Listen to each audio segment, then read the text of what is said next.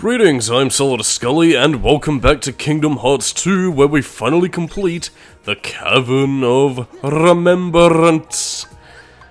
Yeah, we're pretty much picking up from where we left off the last time we were here, so, again, see a couple of parts ago if you want to find out how we saw the beginning of the Cavern of Remembrance. But to refresh your memory as to what the Cavern of Remembrance is, well, at least in terms of raw gameplay here, it's basically a platforming gauntlet slash combat scenario where you're going to be facing off against several enemies you've fought throughout the game, except unlike in the other areas of the game where they were balanced with skill, these ones are, well, intense as fuck, very difficult to defeat, and contain a lot more health and more damaging attacks. So if you're going in here lower leveled, yeah, you're pretty much going to be screwed every which way and sideways.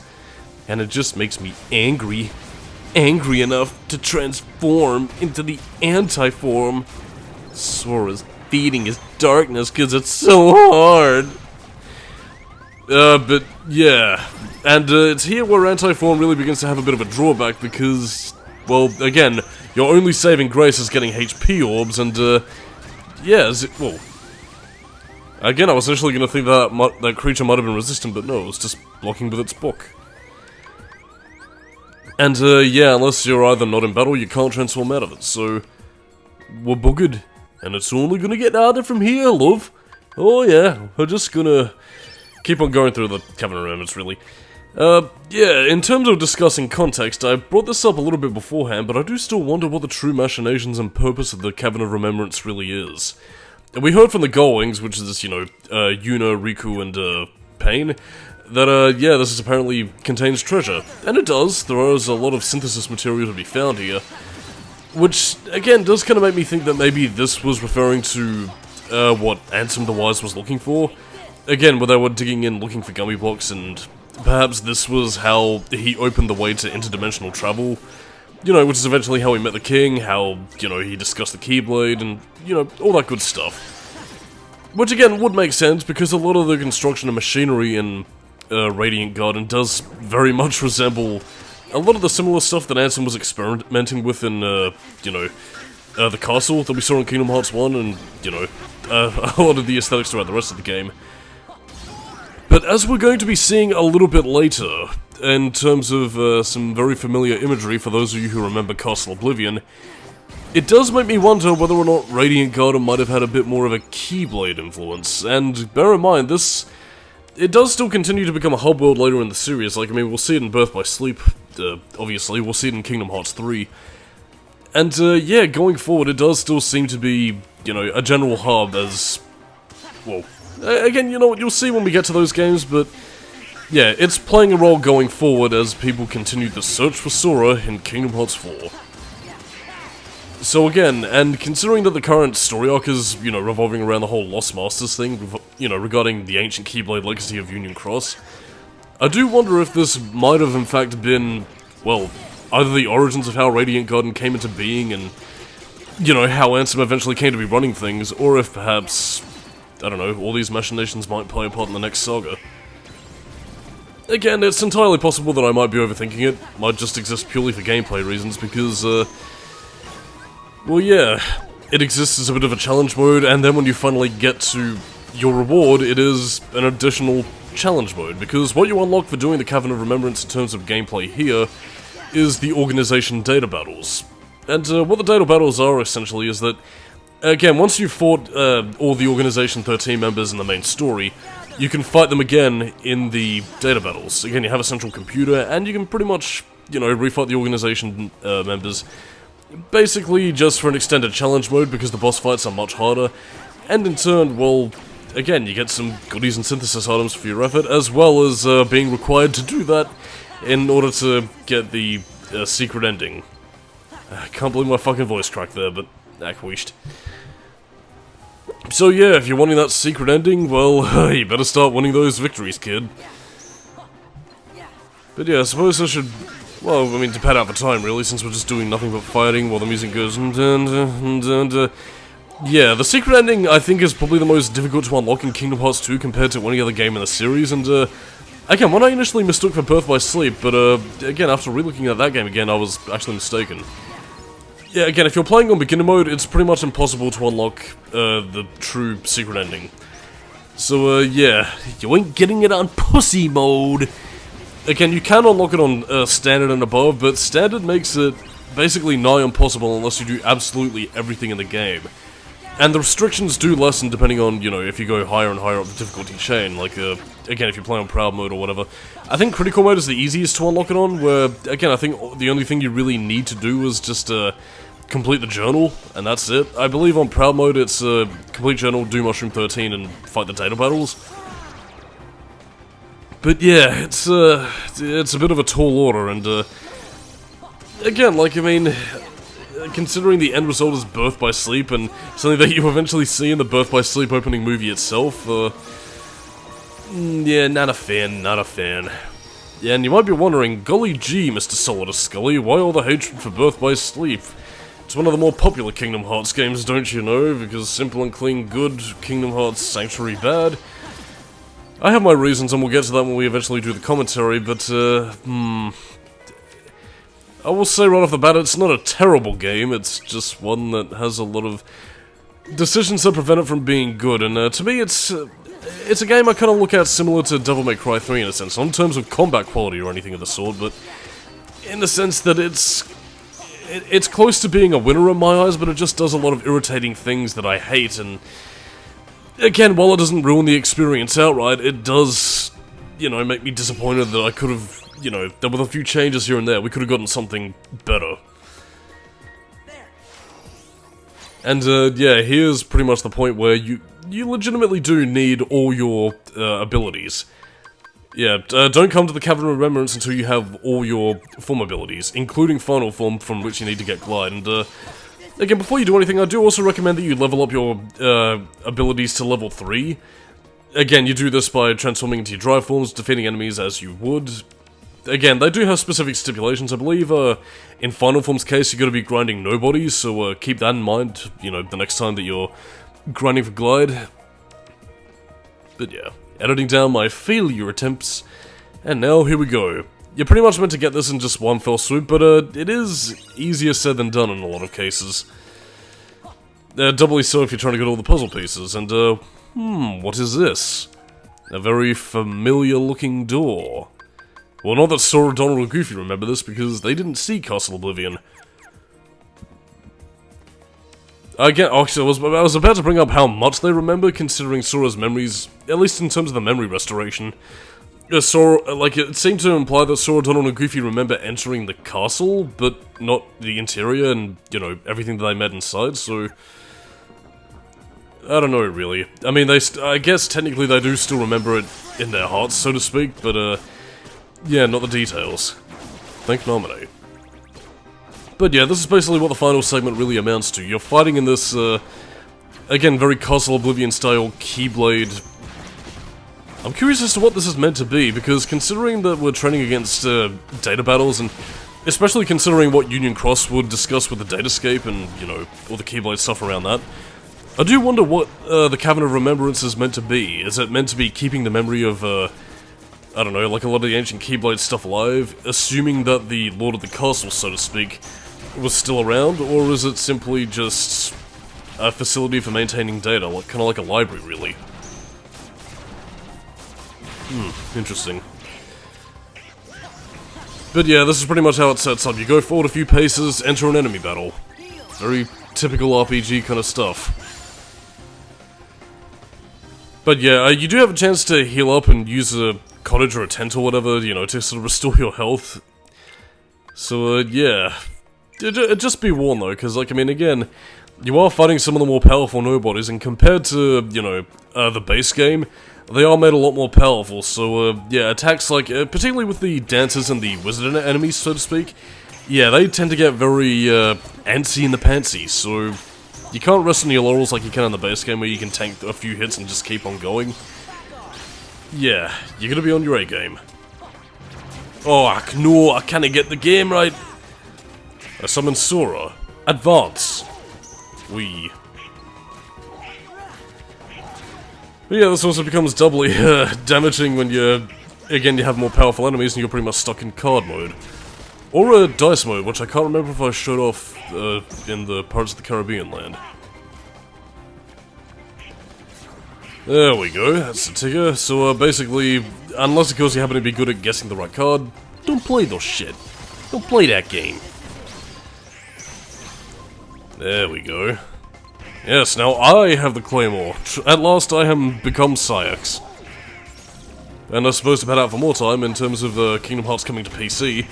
Yeah, modding community plenty. And I believe as of like rather recently they've actually had playable like Organization XIII mods. Not for all the characters, mind you, because again, how exactly would you create a gameplay style for, you know, the likes of Luxord or Zexion? Which, I mean, again, would be interesting to mod in and see what you could do with it, but again, that's neither here nor there in this case.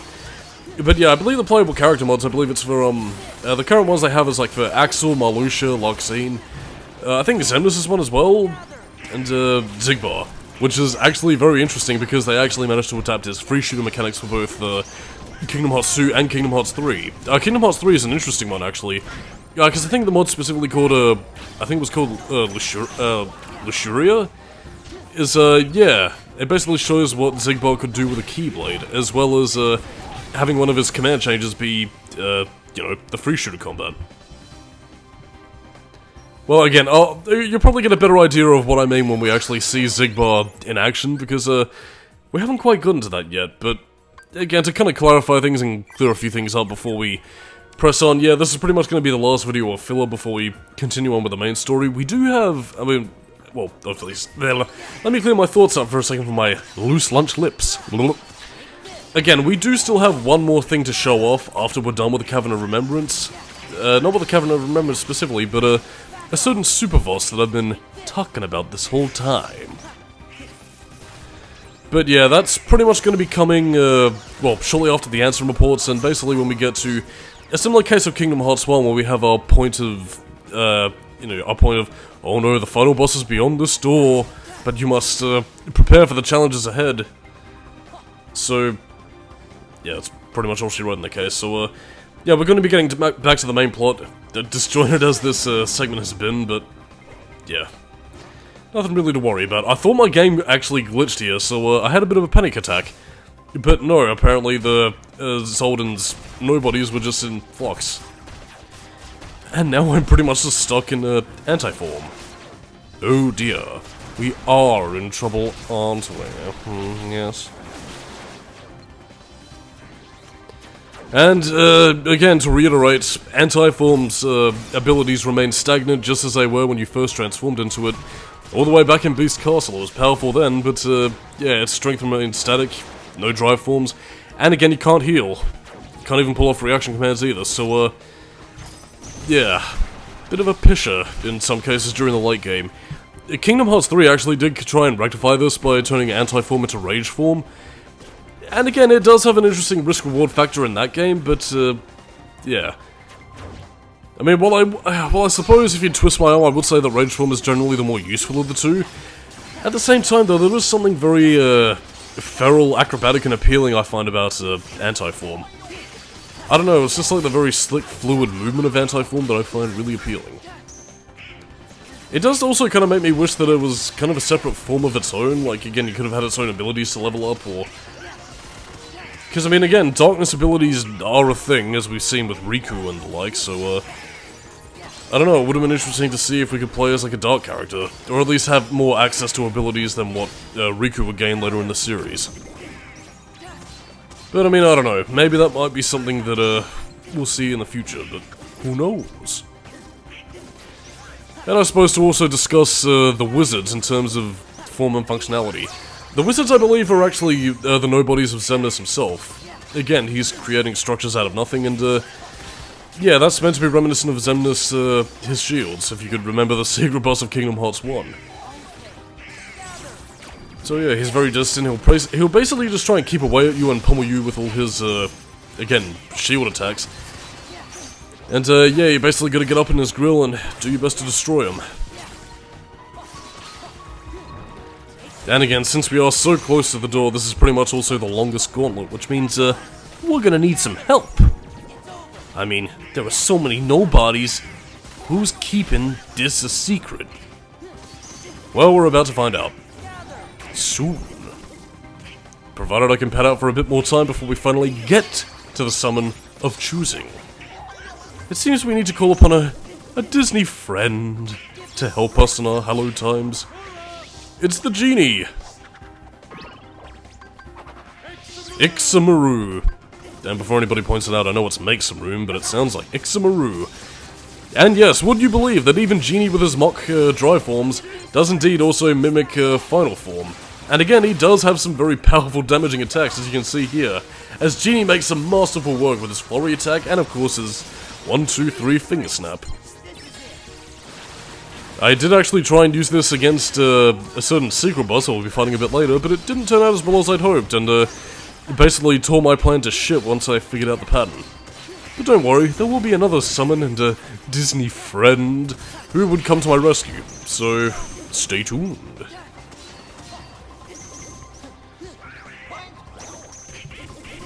But yeah, as I keep on saying, I mean, the summons in this game, again, you might find yourself not really thinking to use them, but again, especially in a pinch like this, I've found them to be actually really interesting to use in the scope of gameplay.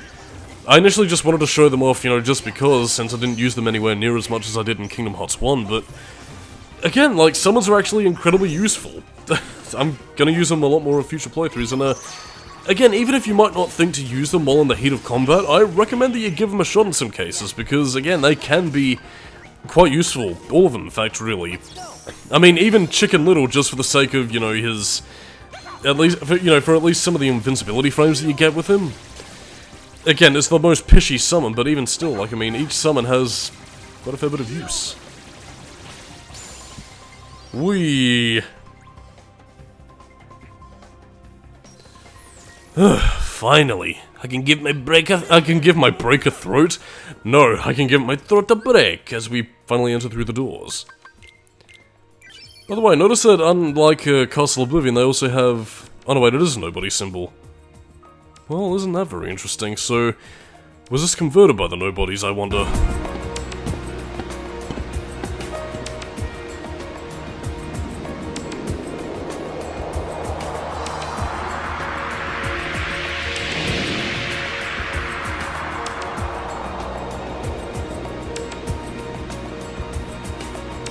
So, here is your reward. Hidden beneath the rising falls is indeed, the date escape.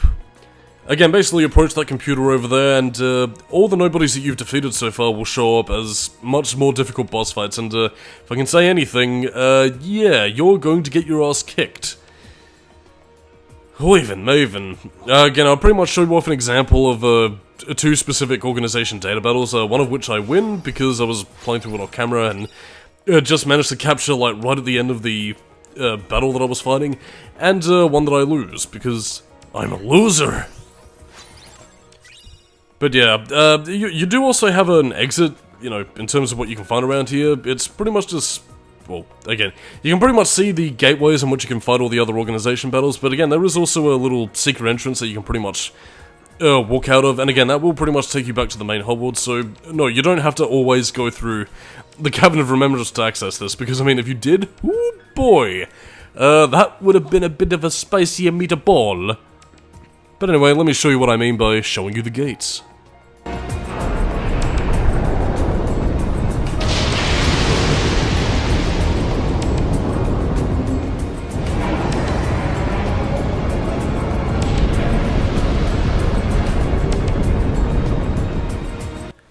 So again, as you can see, like, some of the gates are blocked off because at this point in the story I haven't fought the characters yet, but yeah, when you fight all the Organization members in the story or through the absent silhouettes, yeah, then they'll pretty much show up through the gates here.